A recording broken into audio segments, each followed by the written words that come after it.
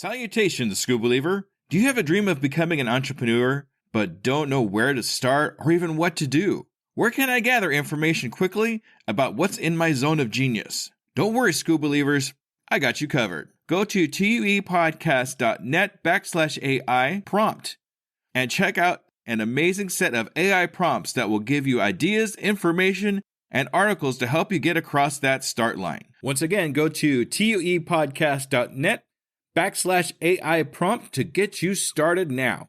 Good luck, School Believer. Hello there, School Believer. Hey, if you're anything like me, I am just so tired of going from screen to screen to screen, trying to figure out my analytics for all my social medias and trying to figure out where I can put any and all my energies to get as much reach as I can. Well, I think I've finally found the solution. Elementary analytics. That's right, elementary analytics. Now, at a single press of a button, I can see all my social media analytics from Google to Twitter to Facebook, all my important information all on one screen. All on one screen. Can you believe it? And if you really needed to, you could print charts for any possible meetings you might have. If you want to learn more about this amazing program, go to tuepodcast.net/EA for a 14-day free trial with no credit card needed. That's tuepodcast.net/EA for a 14-day free trial. Try it right now and see what it can do for you. Hey, I'm Sam Mars, founder and CEO of Pubfluence, and you're listening to The Undiscovered Entrepreneur, episode 33.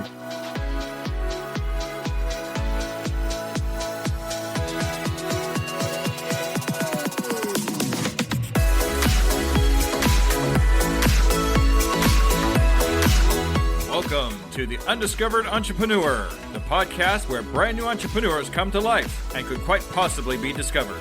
Join me, DJ Scoob, and the rest of the Scoob Believers as we help these new businesses become a reality. And now, away we go!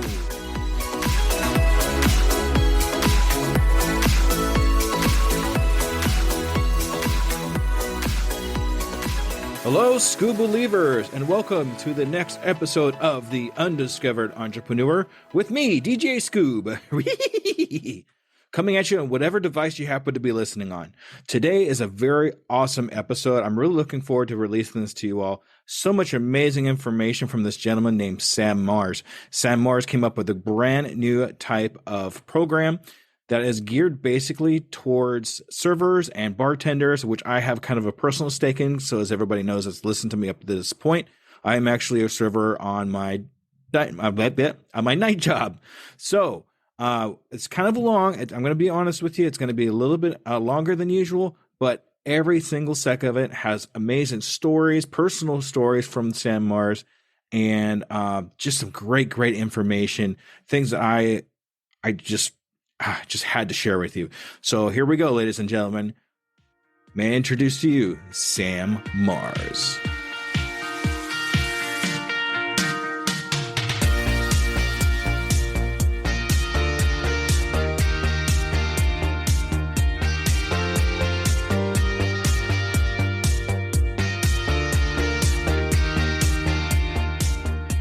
Salutations, Scoob Believers, and we are here again with another amazing, brand spanking new entrepreneur. Today we're here with Sam. Hey, Sam, how are you? Hey, I'm doing great. I appreciate you having me on. All right. Thank you so much for coming on The Undiscovered Entrepreneur, Sam. Now, I have a really kind of semi-serious question to ask you, okay? All right. Are you a Scoob Believer? Oh, absolutely. How can you not be? All right, ladies and gentlemen, we have our next Scoob Believer. Thank you so much, Sam. Okay, so what I'd like to do here is just give me a little bit of history about who you are, what your entrepreneur adventure is, and kind of how long you've actually been doing it for. Well, I mean, there's two answers to that. I've been an entrepreneur almost my whole life, but my current one started in 2021. But what got me into it was, when I was 14, I realized how much I enjoyed being alive and how much I enjoyed this. I call it this life thing. You can give it any name you'd like. And I realized that at 14 that there were people whose brains worked against them in order to experience the worst out of life. And people who had depression, people who had mental illness. And that was just the exact opposite of what my brain was making me experience. So what I ended up doing was turning my computer and phone into a suicide hotline. And I'd be up all night throughout high school talking people out of ending their life or out of a bad situation. And I did that for about 4 years throughout high school, freshman through senior. And when I was 16, I started working for a company selling medical products. At 18, I left and built my own company selling medical devices. Um, I really wanted to focus on helping people. And I guess you could say I first started with the mental side of things and then transitioned to the physical side. During COVID, I realized that a lot of the avenues I was utilizing for selling shut down and made me think of what other things I could do. I then started thinking of startups and became kind of attached to the service industry. And so now I've been for the last year working on an app that will hopefully solve a lot of the problems that have been plaguing it since the beginning of its era. Wow, what an amazing story. I mean, starting an entrepreneur thought at 14 is just amazing. As a matter of fact, not too long ago, I interviewed a young man who was 15 who is just starting his entrepreneur adventure, and it's just the brain of a young one like that coming up with ideas and having different ways to come up with things to make a difference in somebody else's life. I can only imagine what they would be like later on in life, like what you're doing now. I mean, what you're doing now is just basically helping other people accomplish something and doing things that they probably wouldn't be able to do without you. And being there for other people is just fantastic. It's such a great feeling to be there for somebody else, to be able to have a product or anything like that, to be able to help them live their lives. So fantastic. Great. Kudos to you, Sam. Thank you for what you do. I really appreciate that. Thank you. All right.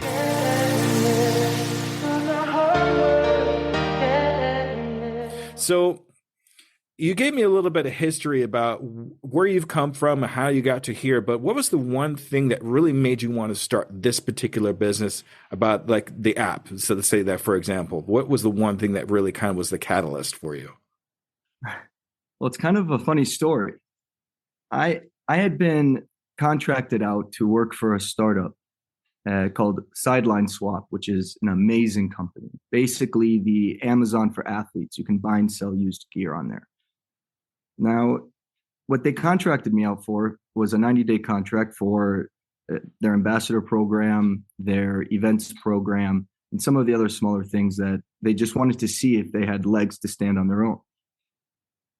With my entrepreneur background and with my athletic background, I was emotionally tied into it immediately, and I thought it was the perfect thing for me after starting my company. Now, after 90 days pouring everything into it, they decided to go a different way as a company. And it's not like now my position was refilled. It's not like they decided everything I built was horrible. They literally had luck with one of the laws regarding um, allowing college athletes to be paid on their own likeness. It's called the NIL rule. Now college athletes can make money on their likeness, and because of that, the ambassador program became a D1 program, not like a user ambassador program. Uh, they started capitalizing on their trade-in events with Dick's Sporting Goods, and because of that, my tournament events became obsolete. So they completely went a different way, but it was good to show them that even if they decided to go the way that they're currently going, they'll never be thinking what if, because they had someone build out the entire thing and they were still able to think, okay, this is the right way. So in my opinion, I think I saved them time, but it hurt. It hurt. And because it was the first thing I'd ever done for somebody else. I'd always been my own boss. I've always ran companies, built them. So I was at a bar about a week after, just sulking in myself. And I walk in at 2 p.m. and it's dead. There's not a single guest in the entire place. So I say, whatever, I'm going to have time to myself. I go sit up at the bar. No bartender and no other staff in sight. And I decided to wait and wait and wait for about 20 minutes.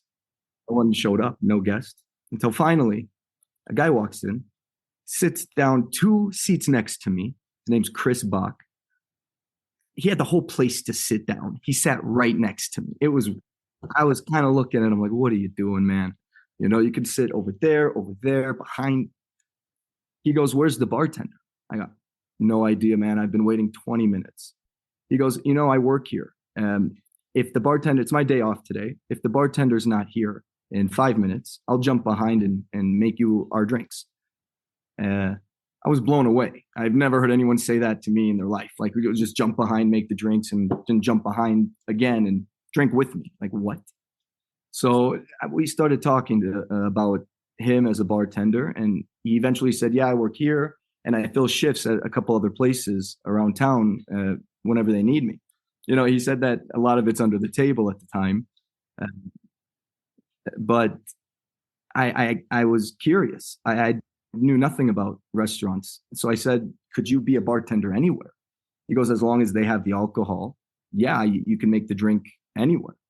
I I left. I didn't even order a drink. I got his number and left. Started thinking of what's going on here. Now that was Tuesday. He then told me that night that he was going to work Sunday at a bar for one shift called Barzia in Minneapolis. And so I, decided to take a couple friends with me and went to go see him at a bar I've never been at, but he told me he was going to work. I knew I liked him. So I show up, me and my friends, we all order food and drinks, and he was awesome, great humor, great guy to be around. They get Ubers home, or I can't remember, maybe they one of them drove home, but I was so close, I walked.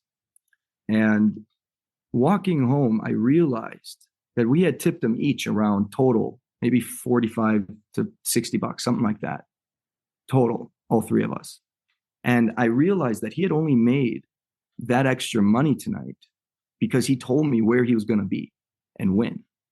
And I started thinking that that's it. If you allow bartenders to fill shifts at restaurants, that doesn't solve the staffing problem. Right now, through how I came up with this idea, it turns out you can already fill a shift without an app. What's an app needed for? The real problem, after doing a bunch of researching through this app, I realized there isn't a staffing shortage. There is a shortage of people who understand how to treat their staff, how to manage their staff, how to take care of them, how to understand them. And because of that, Forbes said it best in 2018. Restaurants have the worst tenure out of any American. They leave their restaurant employer 27 times more frequent than the average working American, working only 56 days on average, or a month and 26 days. That's horrible. People are getting as many staff as they need, but they're not keeping them. And the reason they're not keeping them is because with all of the worth that they're giving to the industry, no one is acknowledging it or treating them as such. And I feel if you build an app that allows staff to build more worth for themselves, they will then want to work, and they won't care who they're working for, as long as when they're working, they know that they're building the most amount of worth that they can for themselves, and they don't care if it's acknowledged or not because they're making it for themselves. Mm-hmm. If you filling a shift is one thing, but you need guests to be able to have a component in order to switch the power dynamic from the establishments to the staff. Golly. Yeah. So that's long. No, I got to tell you, I resonate with every word that you just said, because I'm not sure if you're aware of this or not, but one of my 2 jobs is I am a server in a restaurant. You told me for 10 years. So I couldn't remember if I did or not. But the thing is, the current restaurant I'm at, I've actually been with for 5 years. They're a really good restaurant, good people. But In total, I've actually served probably for about 12 years altogether. And everything that you've said, not just bartenders, but servers or anything else, I have experienced personally. I worked from restaurant to restaurant to restaurant until I found this one that actually treats me well. But being able to have the ability to fill a shift somewhere else when I have the capability and then have people follow me to these other restaurants is not just a positive thing for me as a server, but a positive thing for the establishment that has the app to be able to fill that space. Right. So I could totally see where you're coming from in that app. And that's just a fantastic idea. And thank you so much for the amazing story. No, I appreciate you, allowing me to finally get it out. I've never ever talked to somebody about it before. Really, I feel very honored then. Thank you very much for sharing with us, Sam. Absolutely. Everybody make sure they listen to that a couple of times so Sam knows he got his story out. Okay. So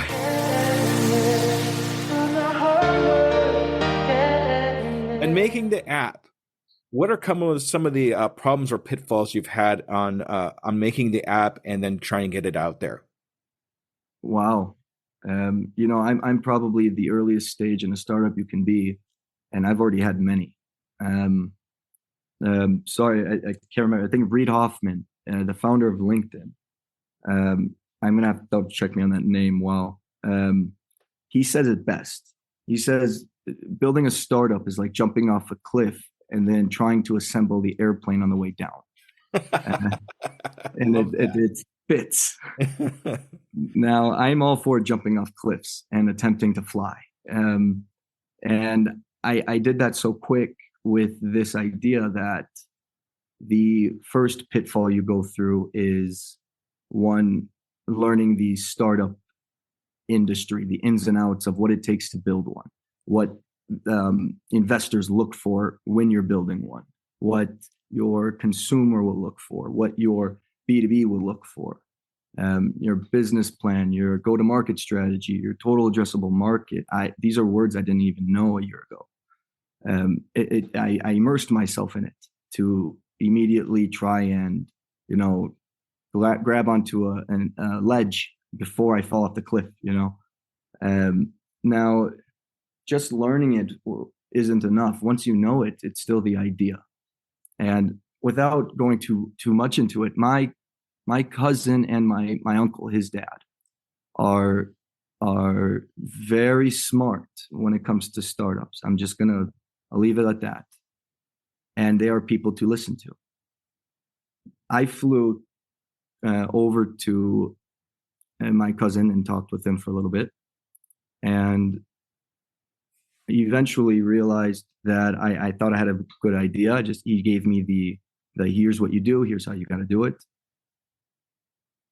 Then at the end of the 3 weeks I was there or something, I presented it to him to the best that I knew. This is a month after I came up with the idea. So I didn't know anything too much about startups yet. And I presented everything the best I could after like 2 months of coming up with the idea.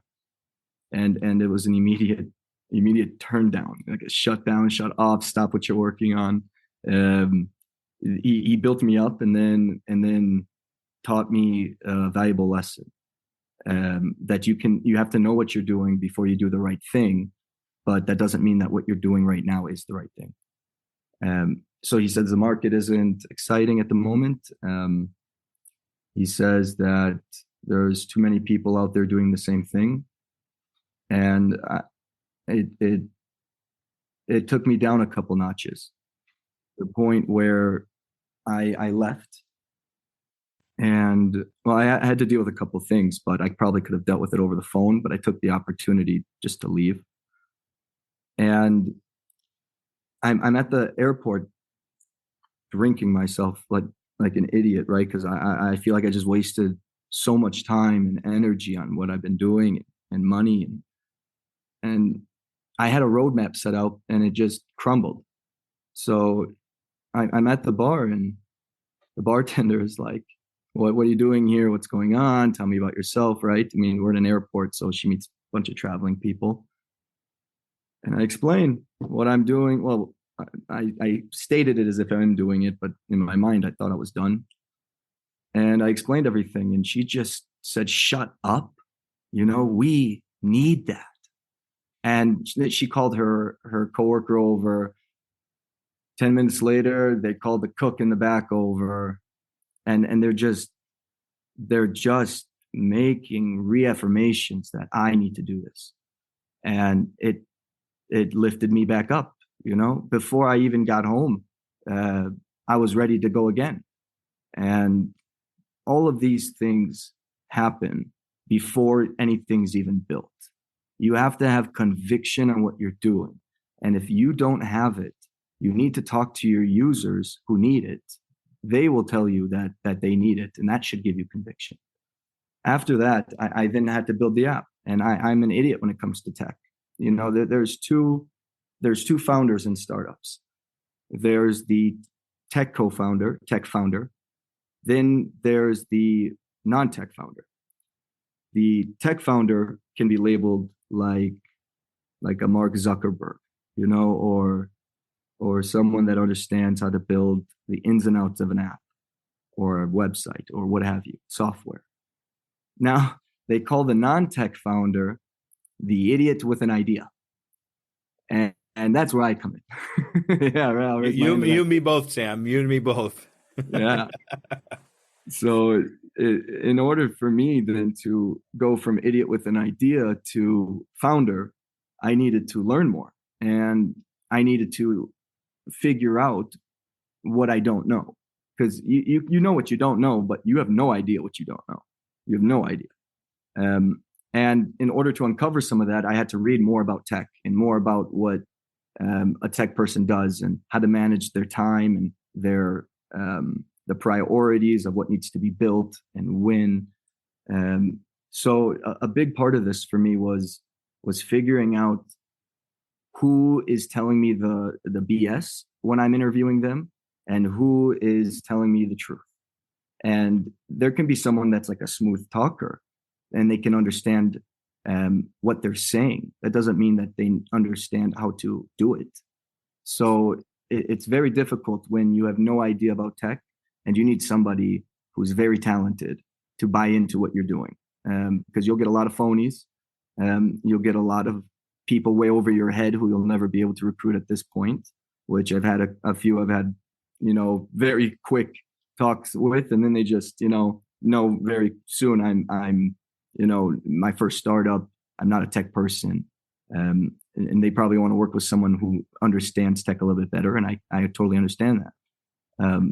But there's so many pitfalls that will happen that you have to go into a startup taking the pitfalls as if it's just part of it and not worrying when they're going to come or what they're going to be, but just be prepared for it because they're coming. So if you're prepared, you're fine. A lot of people have to dwell on them. I like to find them. I one shot to the head, not 6 to the chest for me. Tell me the problems. I'll solve them, Exactly. Sam, that's amazing. I mean, you went through so much to get to where you are right now. And it sounds like you finally talked to the right people to keep your spirits up in that particular point.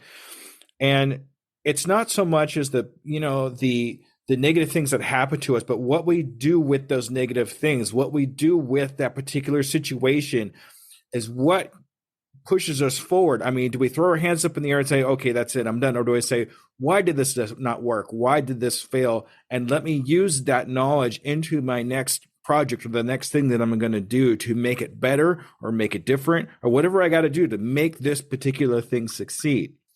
So, and I got to tell you, I've talked to a lot of people in your situation where they have this idea, they have this thing they want to do, and they just don't know what to do with it. But all they know is they have the idea. And sometimes that's the one thing that drives you the entire time is that one idea you have, that's going to help somebody. Like you're going to be helping servers and that kind of thing too, which I thank you for. That's for sure. We're going to have a conversation after we're done here. That's for sure.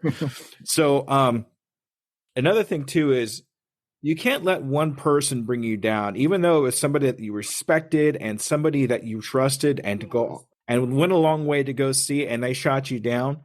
Don't let that one person completely shut down and call call it a failure, because you know what? It's never a failure until you finally just, and if you let it go. If you let it Yeah. completely go and you're done with it, that's a failure. That's You when you only throw your fail if hands you up. give up.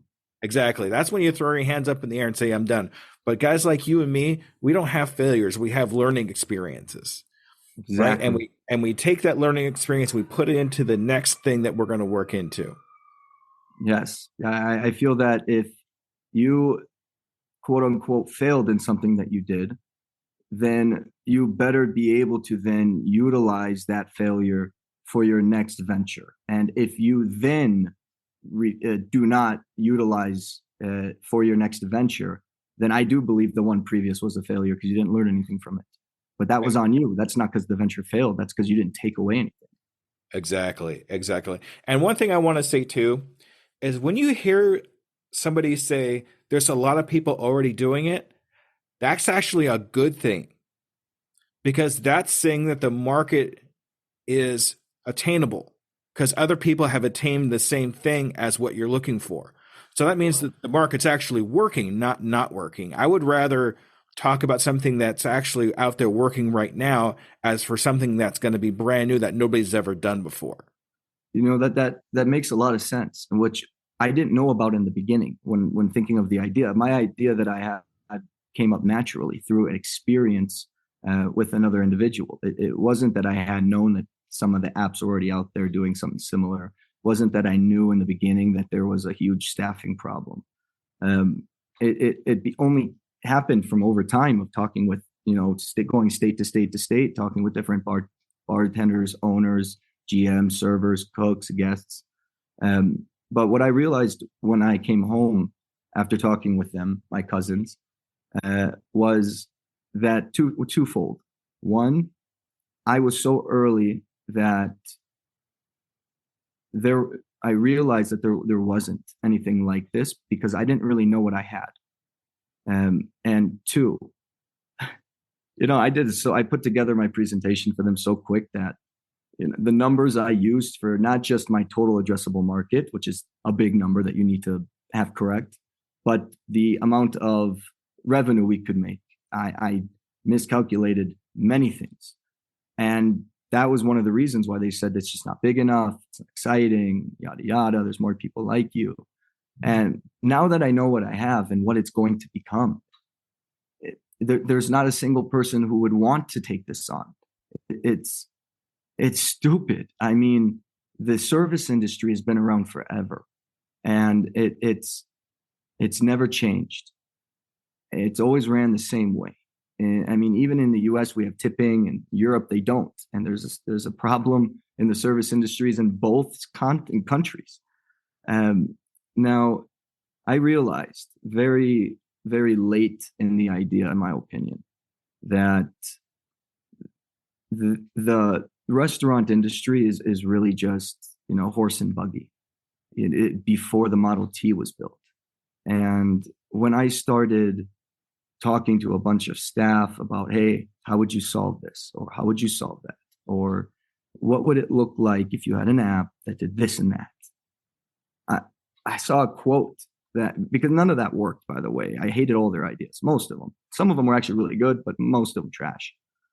I got a great quote I saw that said Henry Ford would be an idiot to have asked people what they wanted back in the day in terms of his next product, because the answer they would have given is faster horses. When in retrospect, they didn't even know they wanted a Model T, combustible engine. And I truly feel that the restaurant or service industry is horse and buggy. I don't think anybody's iterated enough to create something that can be taken on by the entire industry. There are apps that you can fill a shift. There are apps where you can have a reservation. There's apps where you can rate your beer, but there is not anything that is fundamentally changing what the service industry is doing. And I feel that no one wants to take that on because people are making individual apps that are becoming billions, just taking on reserving, just taking on rating beer, just taking on ordering food at the table instead of talking to your server. I mean, it's just such a big you can call it ecosystem. You have establishments, staff, and guests, and you have to be facing every single one of them in order to change the industry. So you have to do it in waves. You have to do it in features and functions. You have to be slow, and no one wants to do that. You know, the only reason I am is because now emotionally I'm tied into the problem after all this time, and I feel that, I mean, I'm not going to be using it. They need it, and no one's stepping up here to give a voice to staff to change the things that the staff go through, and there's no one even making headway in changing the payments that the staff get. I mean, in Atlanta, you get $2.13 an hour. What are you doing? I just saw something today that there's bars in Florida. You get paid $0 an hour and you get only tips. And then there's a tipping out system in that. I mean, it used to be bent, now it's broken. And to take on all of that, it takes a lot. And I guess I ranted a little bit there, but it's to the point where if I don't take it on, somebody else will. It will just be too late. I feel you. I feel you, Sam. And just to kind of reiterate what you're saying, a lot of people are uneducated about the payment system that servers actually go through. For example, I'm paid $5.25 an hour. And then a lot of that gets sucked up because I have to pay taxes on my tips. So I'll get paychecks. Sorry, what if like I talked to a server yesterday who told me this. Tell me if you went through this experience. If you have a table and let's say it was $100 and they got drinks and food. Now the bartender made them, cook made the food, bartender made the drinks, cook made the food, you brought it there, you gave them the experience. Now they do not tip you, let's say $0. Do you still have to tip out? Do you lose money for that table? Even if that's BS. Yeah. Why is that a thing? You know? Yeah, that's a whole subject for another podcast. So I'm not going to get too far into that. But sorry, that's okay. But just for anybody out there that wants to understand how the service industry works, and right now, and I do completely agree with you, it is a broken system. If I don't get a tip from the table, I still have to tip out a certain percentage of that amount spent by the guest to the bartender and to the busser that busses my table after the table's over.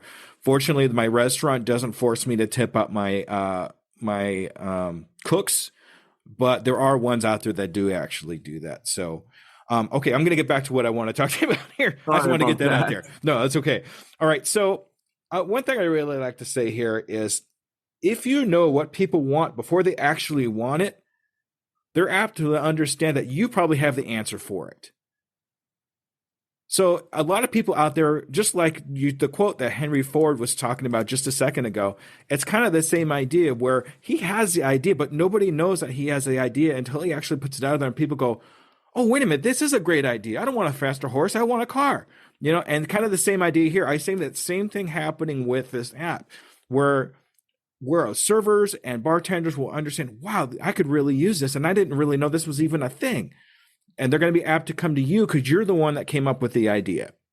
Right. Going first to market's big. Exactly.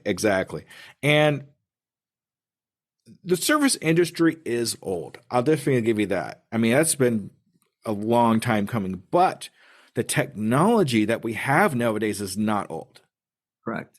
So if we're able to use that technology into something to make other people's lives better, get paid better, have a better following of people going to restaurants, for this example, why not use that new technology to be able to better our lives, better our situation when it comes to serving or anything else for that matter that might actually fill that need? I agree. No, go ahead. Oh, and revenue. When we talk about revenue, I understand people's thinking about revenue, but I personally think that revenue should not be the first thing people think about when it comes to making something for the public. I really believe that the helping of other people should come first, and then the revenue will follow into that product, into what you're doing. And then when you get to that point, then maybe talk about revenue. For example, I, being a podcaster, I don't get paid anything. I haven't made a single dollar doing this, but I've been doing it for just a smidge over a year now. And I got to tell you, I wouldn't change it for anything.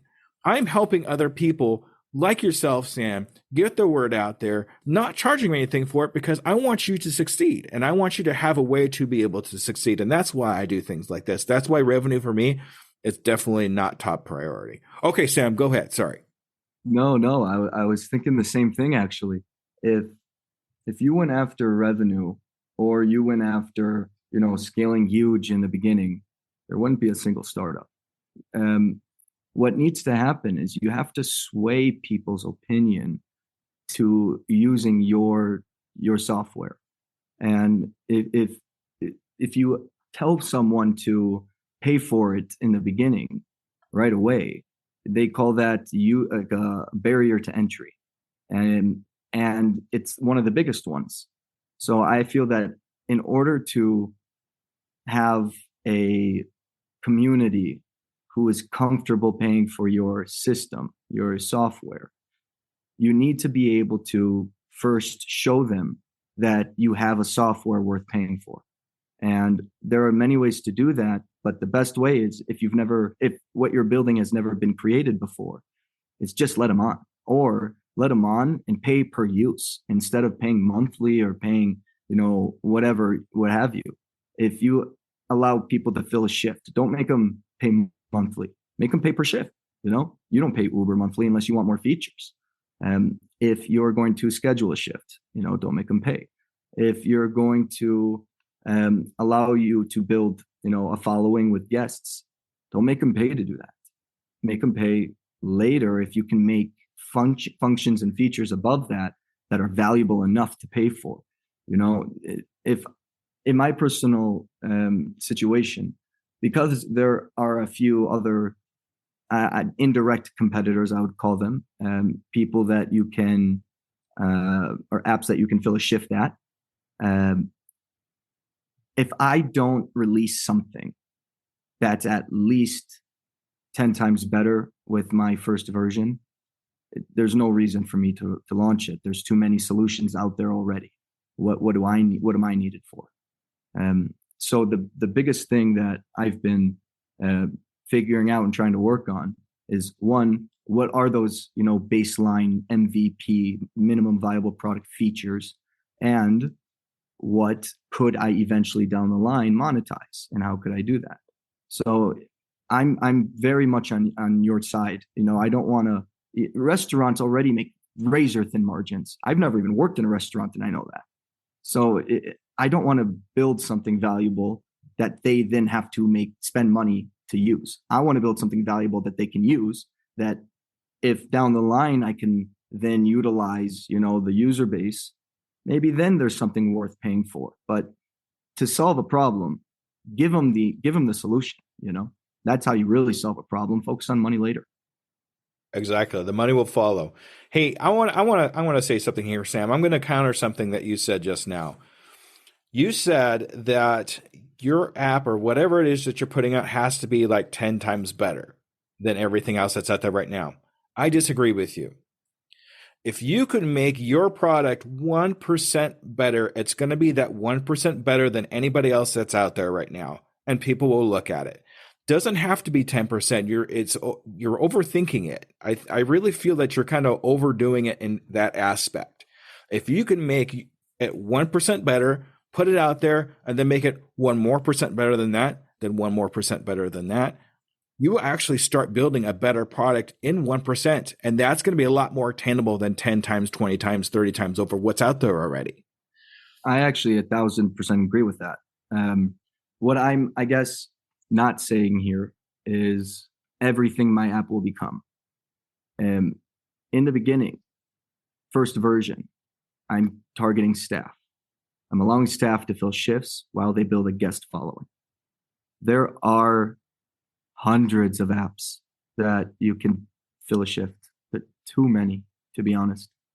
The 10 times better part, in my opinion, is allowing you to build a guest following and be able to be not critiqued, but validated with some of the skills that you put out there, that you say that you have: good communication, great under pressure. The establishment can validate that almost like an endorsement on LinkedIn. Um, and that and building a guest following creates a brand around yourself as as a staff member. None of the apps, not a single one, give you any avenue to become a brand. And that is the 10 times better. Now, why I agree with you is because when building an app that's just brand new, that no one's built before, 1% better is more than enough.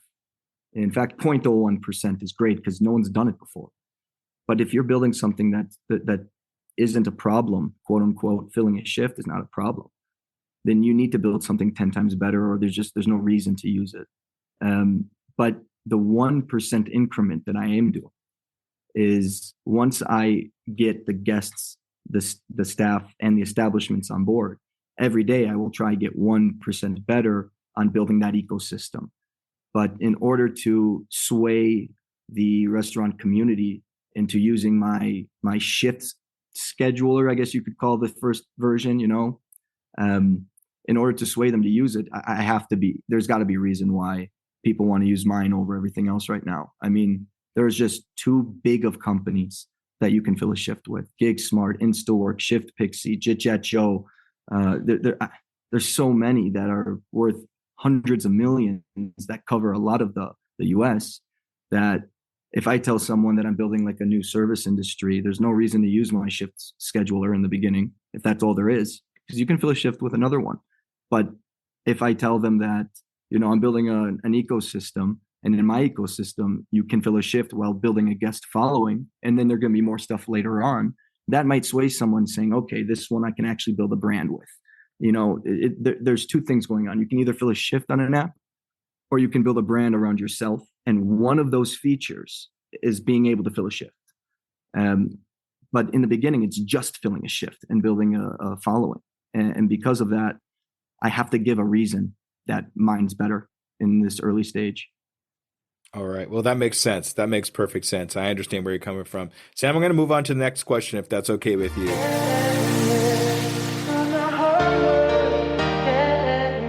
As you're going along your entrepreneur adventure, do you have anybody that you look up to, any influences that you've had to kind of look forward besides your cousin that we talked about a little bit earlier and that kind of thing? Anybody you really look up to that keeps you moving forward?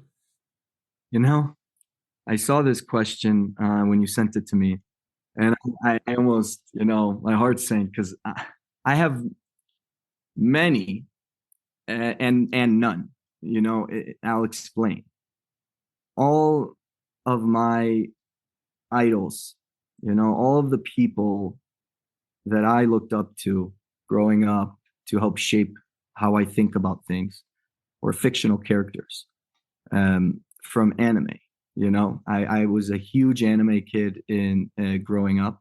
I even started the anime club at my high school while playing on varsity football and varsity soccer. So I was written up in the school paper as being a multi-athlete kid, multi-varsity athlete kid, building the anime club at Eden Prairie. And when you get emotionally attached to these characters, you start to think to yourself and speak to yourself as if these characters are real. They're not, but when you speak about them, just like you were to speak about a character in a movie, you communicate if it's real. You don't say, well, 2001 Space Odyssey could never happen because, back in the day, they couldn't get all that stuff together. No, you speak as if it happened. Oh, there was a problem on the ship. You don't say, well, the ship's fake. You talk about it if it's real. So I grew up, seeing these characters go through hell, put themselves through hell to protect who they want, to save who they want, to take a stand and do what they think is right. From 5, 6, 7 years old up until 100 years old, I've been watching anime, and I may for the last 10 years, 12 years been watching a lot less because of business. Mm-hmm. But it's really what shaped how I think about, okay, if he can do this, I can do this. If this anime character can do that, I can do this. It motivated me to see if they're putting themselves through that, I can put myself through a little. And even though it's a fictional thing, it really what did it for me. One quote I kind of keep with. There's two quotes I keep with me. One is from an anime. One is in real life. And the real life one I actually tattooed on my back. It's from Rocky. It says, "It's not about how hard you hit. It's about how hard you get hit and keep moving forward." Yes. And Oh, I love that one so much. Yes, that is it keeps me amazing. going. The other one, it's something that when I'm feeling, burnt out, or if I'm feeling horrible, or like I just failed. There's a quote from an anime called Full Metal Alchemist, and the character Edward Elric, and his brother Alphonse Elric both say it throughout the series. It says, humankind cannot gain anything without first giving something in return. To obtain something of equal value must be lost. That is the law of equivalent exchange. Before you get anything you want, you will be taken down a couple notches. You will lose some things. And I've taken that throughout all of my entrepreneurial journeys, and it's it's made all the difference. It gives me the gives my brain the okay to feel bad for a minute, just so it can think about what it obtained. It's okay with loss as long as I get. It's okay with giving up as long as I make up for it. It just sucks in the moment when you're losing something for something else. You can understand what you're losing to gain, so you have to not look in the rearview mirror, look in the front. Look what you're going to get, not what you're giving up. And those two things I come back to a lot. And it really does boil down to getting through that failure, or getting through that negative part in your life to move on to something more positive because of that I'm tearing up right now. I kid you not, Sam, because that actually also means a lot to me. I'm a huge anime fan. If anybody listens to any of the other podcasts, I don't talk about anime too much on my podcast, but if anybody listens and knows about my life, I've been watching anime since Akira. So Nicely yeah, done. thank you. Yes. So, but that really does get into a lot of great philosophies of, even though we experience negative things, as long as we can persevere through those negative things, positive things are on the horizon. Positive things are on the other side because of the rule of reciprocity. So I appreciate that, Sam. Thank you so much for that. And I'm definitely gonna be clipping that up for my thing. Okay, so You got it. all right.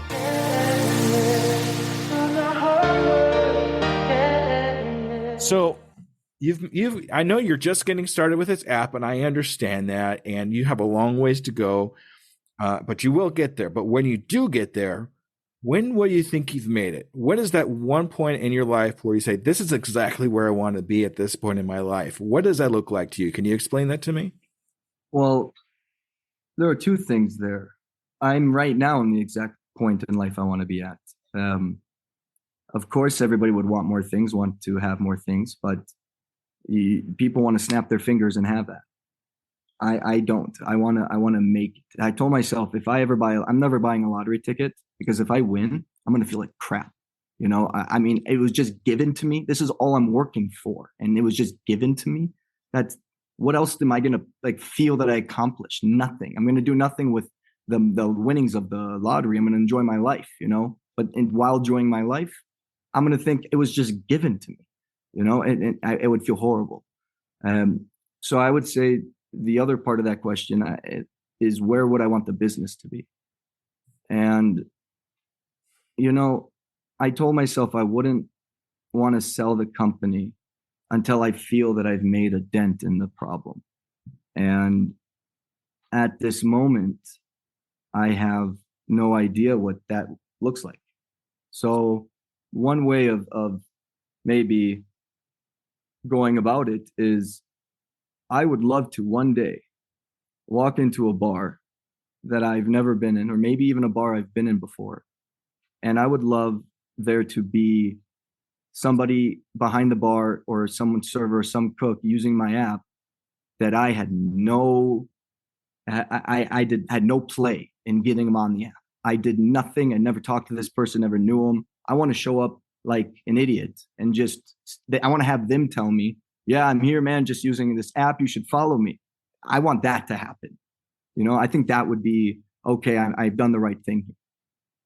That's amazing, Sam. That's very similar to my made it moment too, where I'd just be on the street walking, whatever, and go, "Hey, you're DHA Scoop, aren't you?" I was like, "Yeah." I said, "Thank you so much. I listened to that episode with you with Sam, and he was so inspiring. I went and started my own business. Thank you so much. It's been amazing." And that's what I'm looking for. No amount of money is going to be able to make that any kind of difference in my head. Correct. So That's an amazing one to have. it really is. It really is. So thank you so much, Sam.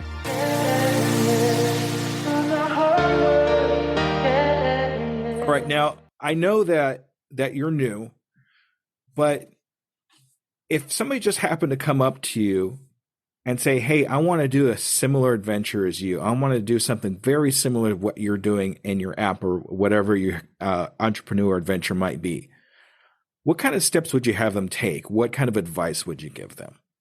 I would say, don't do it. I'm already doing it. Well, I mean, after that. No. I'm joking. I would say first and foremost, you have to be in the right mindset. If you go into building any startup, thinking that who you are right now, while you thought of that idea, is the correct person to bring your app to fruition, you're mistaken. You yourself need to evolve and iterate and learn and transition and pivot. And because of that, you just have to start. You need to begin. If you don't begin, you'll never start evolving. You'll never start becoming the person who will eventually be able to launch the thing. And once you have your mindset in the right place, you need to be able to block out other people's minds. There's two wars here: you versus yourself, and you versus everyone else who isn't telling you what you'd like to hear when it comes to, oh, you should, not do that, or you should do that.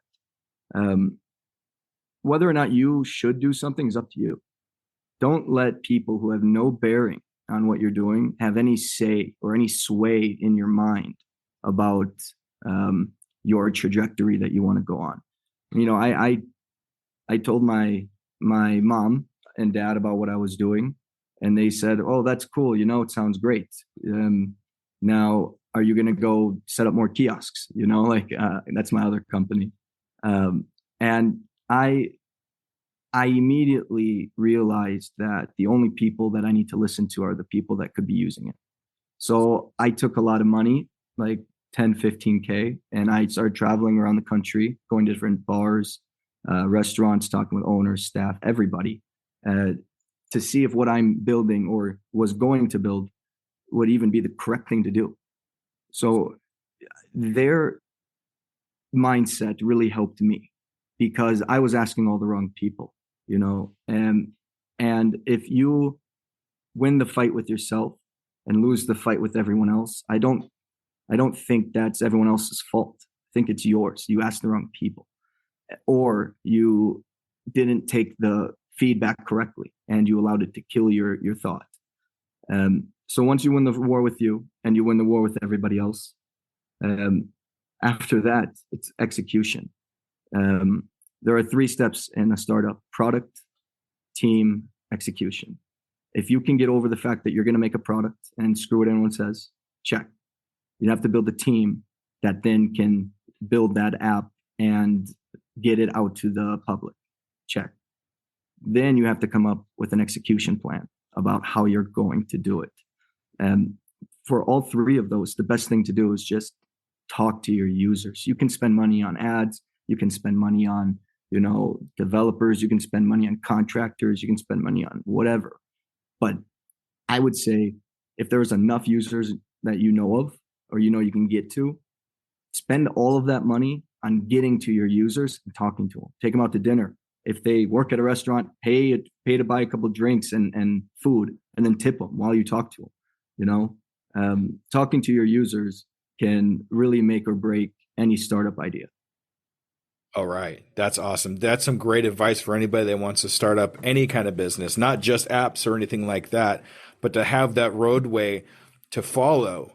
Those steps that you gave us will definitely help somebody else that wants to start their entrepreneur adventure, that wants to get that start, because there is so much power in just starting, doing whatever you can, that little bit, whether it's even just reading a specific book or just talking to a specific person that has an idea that can help you along, goes into that start. And that goes right into my tagline. Thank you there very much for Sam. I can, I am, I will, and I'm doing it today, doing it now. That's the most important step that you could take, because you're not going to get any further until you take that first step towards your entrepreneur adventure. So thank you very much, Sam. I really appreciate you. And if you ever in your travels end up in Missouri, look me up, okay? Because Yeah, I that's where I'm definitely at. will. All right, cool. Uh, that brings me into a nice quote by Les Brown. It says, "The most valuable place on the planet is the graveyard, because in the graveyard you will find inventions that no one was ever exposed to, ideas that never became a reality, hopes and aspirations that were never acted upon." You know, if you want to be rich, hang out with the people in the cemetery. You know, you'll find out the best ideas that no one knew about. But if you want to have action, you know, you got to go find people who are acting. Yeah, and since we're kind of talking, I'm going to throw this out. I wanted to say this earlier, but I didn't want to stop because you were on a fantastic roll. There's some books that I like to mention when it comes to a lot of the stuff that you're talking about, and I will send them to you in a DM later on, so you don't have to write them now. One of them is called "How to Win Friends and Influence People." Have you heard of that Love one? that book. I've Okay, read it great book. many times. Yeah. Okay, so that's awesome. I'm glad you did that one. There's another book by the gentleman named Pat Flynn, who is a gentleman that I follow all the time, called "Will It Fly?" Now, the I've book. heard of it. Okay, so the book "Will It Fly" basically goes over how to come up with an idea and how to test that idea before spending a whole lot of money and time on it. Nice. So I think something like that would be great for you. You've done a lot of research already, but I think having a structure for that research would definitely be beneficial for you, Yeah, and making sure that research is viable for the product that you're working on. And that's what this book does for you. that'd be great. I appreciate that. And then another book, and it's one of my favorite books, and I've actually done a podcast on it. It's called The Big Leap. Now, The Big Leap goes into a lot of mindsets and a lot of different ideas that you have for yourself to keep yourself in the mindsets so you could find your zone of genius. Now, have you heard of the zone of genius before? No. Okay, so your zone of genius is the one thing, and you're in it right now, I can tell. Doing what you're doing right now is your zone of genius. And it's basically the thing that really drives you, the thing that most motivates you in your life is your zone of genius. So if you really want to pinpoint that down to find out what exactly your zone of genius is, that's the book you want to look at. Or here's a self plug, sorry. Listen to episode 25 of my podcast, which gives you the 4 questions to find your zone of genius. And I'll link that in the show notes. That's awesome. I'm actually going to listen to that again after this. There you go. All right.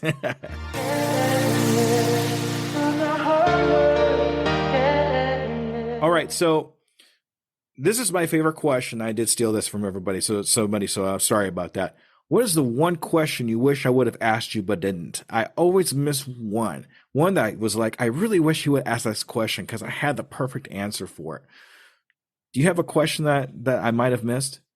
You know, the reason I think I don't is because of your experience as a server. I think we've been able to get everything out that's necessary. Okay, good. And the answer to that? No, I'm just kidding. That's fine. All right. The answer is 42. Yeah, life and everything. 42. There I you love it. I go. love this guy. Okay.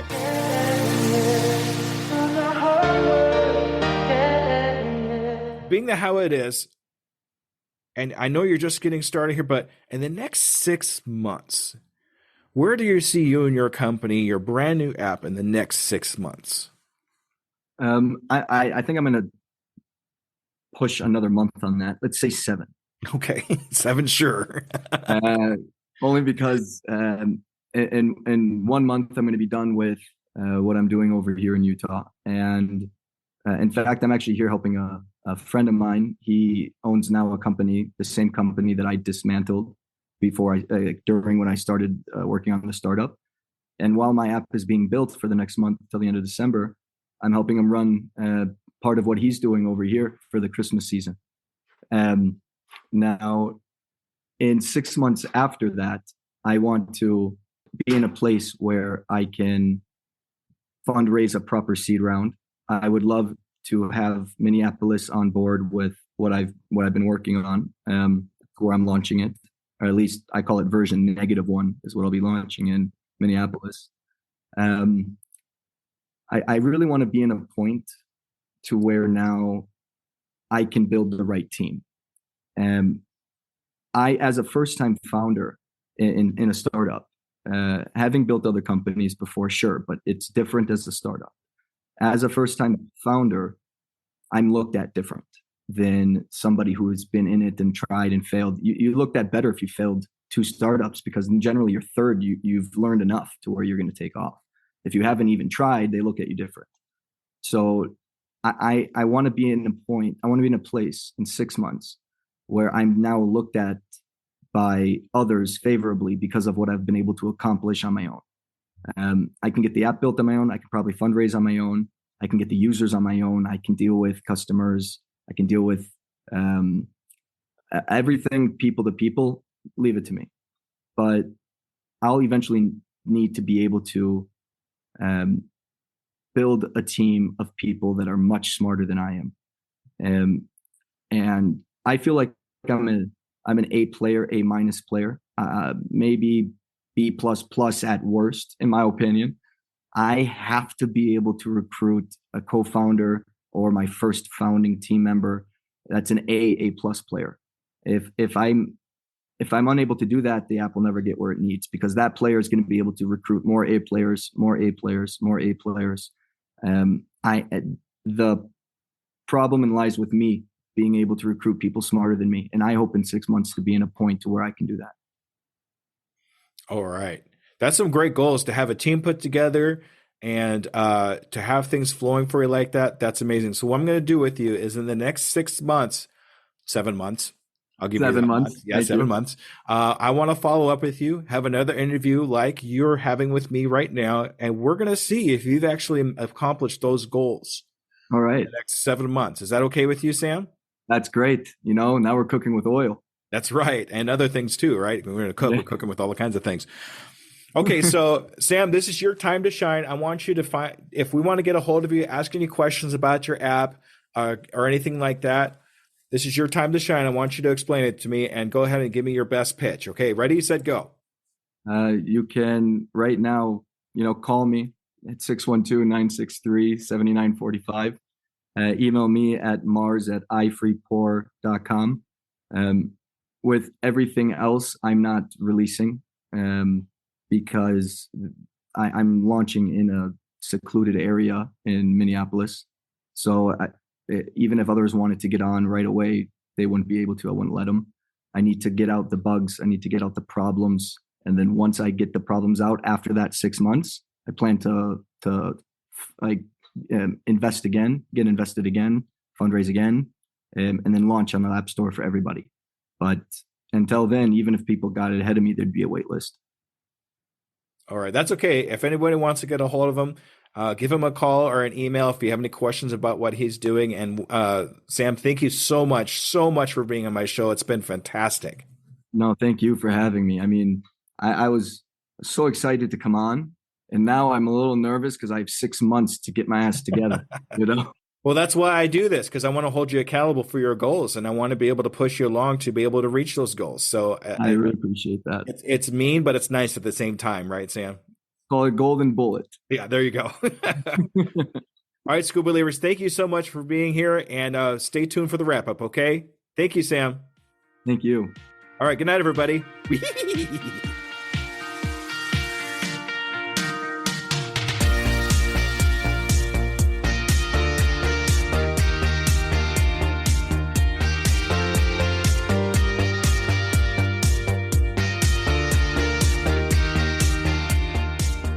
All right, ladies and gentlemen, that was Sam Mars.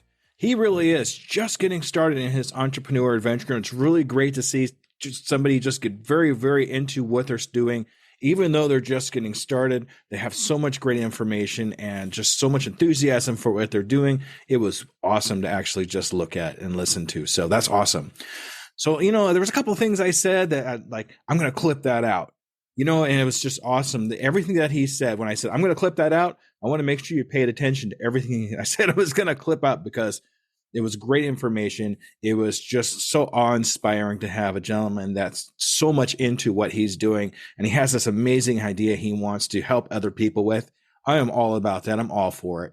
So if you want to contact Sam and help him out in his entrepreneur adventure and help him with ideas, or even help him with some program or anything like that, make sure you reach out to him and say, hey, I can help you with this, or I can help you with that. He has just so much that he wants to give others. I think we should all help him out as Scoob believers.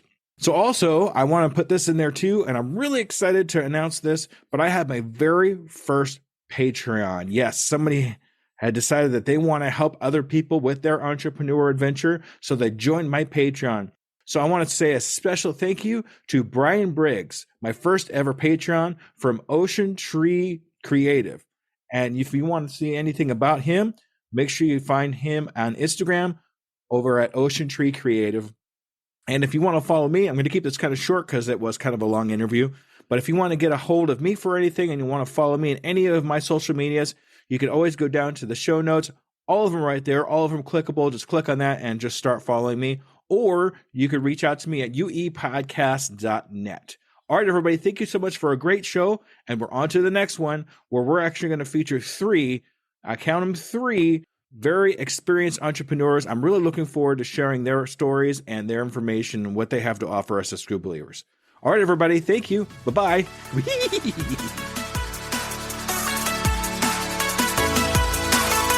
Hello there, DJ Scoob here. And I just want to personally say thank you for listening to my program. I really hope you learned something. Tune in 2 weeks to listen to another brand new entrepreneur.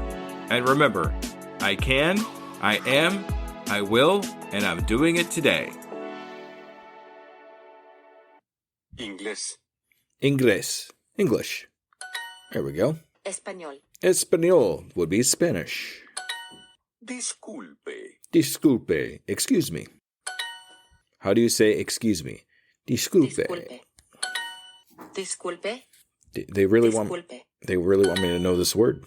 Disculpe, por favor. Disculpe, por favor. Yo hablo inglés. I speak English. Woo. Disculpe. They're really pushing that Yo word. hablo español. Yeah, I speak Spanish. All right. Si yo hablo español. ¿Tú hablas inglés? You speak English. ¿Tú hablas español?